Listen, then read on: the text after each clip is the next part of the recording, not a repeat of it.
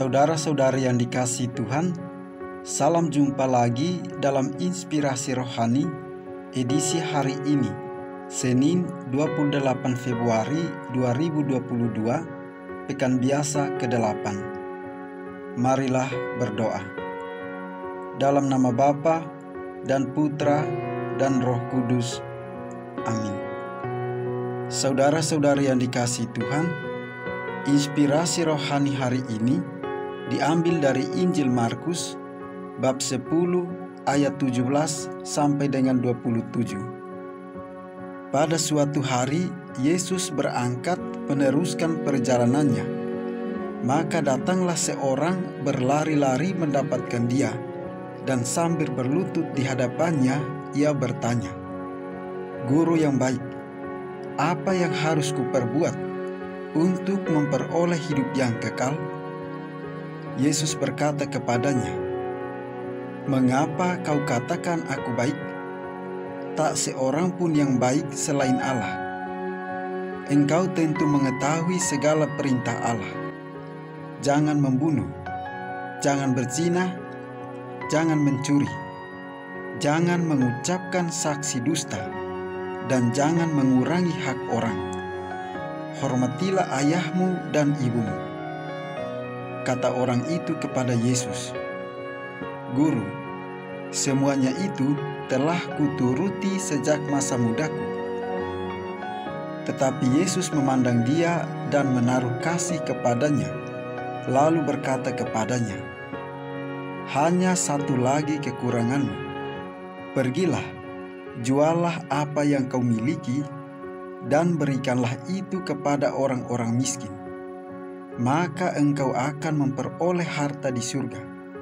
Kemudian datanglah kemari dan ikutlah aku." Mendengar perkataan Yesus, orang itu menjadi kecewa, lalu pergi dengan sedih, sebab banyaklah hartanya. Lalu Yesus memandang murid-murid di sekelilingnya dan berkata kepada mereka, "Alangkah sukarnya orang yang beruang masuk ke dalam kerajaan Allah." Murid-murid tercengang mendengar perkataannya itu. Tetapi Yesus menyambung lagi, "Anak-anakku, alangkah sukarnya masuk ke dalam kerajaan Allah.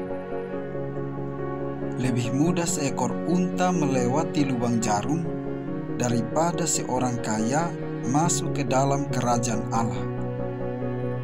Para murid semakin gempar dan berkata seorang kepada yang lain, "Jika demikian, siapakah yang dapat diselamatkan?"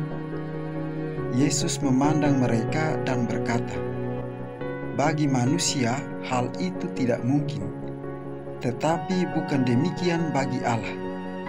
Sebab bagi Allah segala sesuatu adalah mungkin." Demikianlah sabda Tuhan. Saudara-saudari yang dikasihi Tuhan, harta bukanlah hal yang jahat pada dirinya, tetapi jika tidak berhasil dikendalikan, bisa menjadi sumber bencana dan penderitaan.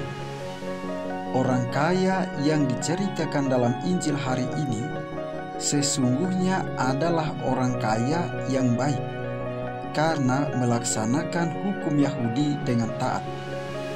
Namun ketika Yesus memintanya untuk membagikan hartanya kepada orang miskin, ia serta-merta meninggalkan Yesus karena banyak hartanya.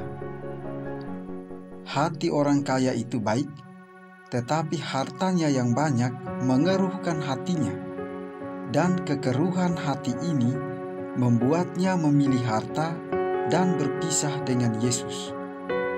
Saudara-saudari yang dikasihi Tuhan, harta adalah sarana kebahagiaan untuk semua orang, dan semuanya itu merupakan rahmat serta anugerah dari Tuhan.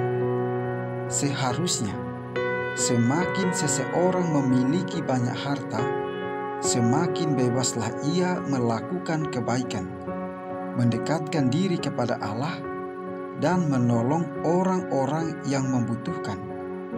Saudara-saudari yang dikasihi Tuhan, kisah Injil hari ini sering menjadi pengalaman kita. Kita pun sering penuh semangat menggebu datang kepada Yesus, memohon agar juga memperoleh hidup yang kekal.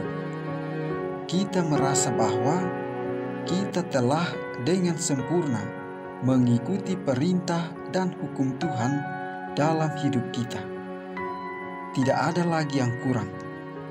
Tetapi seperti kepada pemuda itu, kepada kita pun Yesus mengatakan bahwa masih ada satu yang kurang.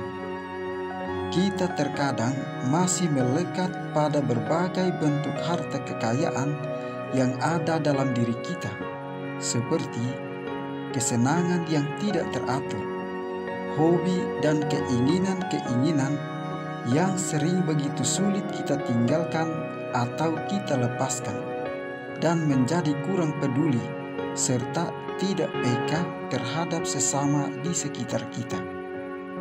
Saudara-saudari yang dikasihi Tuhan, hal-hal ini memberatkan kita untuk mengikuti Yesus dengan bebas. Kita merasa berat dan tidak rela.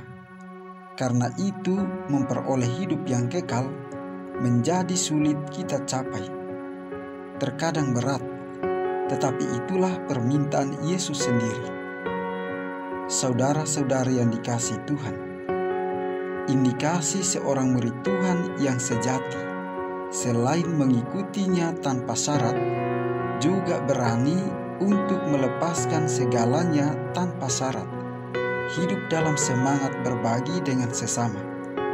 Ketimpangan sosial ekonomi masa kini bukan karena Tuhan tidak peduli, tetapi karena kita yang tidak rela untuk berbagi. Marilah berdoa. Allah Bapa Raja Maha Mulia, perkenankanlah kami memasuki kerajaan-Mu, di mana cinta kasihlah yang menjadi hukum terbesar dan kehendak-Mu sungguh dilaksanakan. Bimbinglah kami menempuh jalan Putra-Mu yang telah mengorbankan segala-galanya untuk memberikan hidup kepada kami.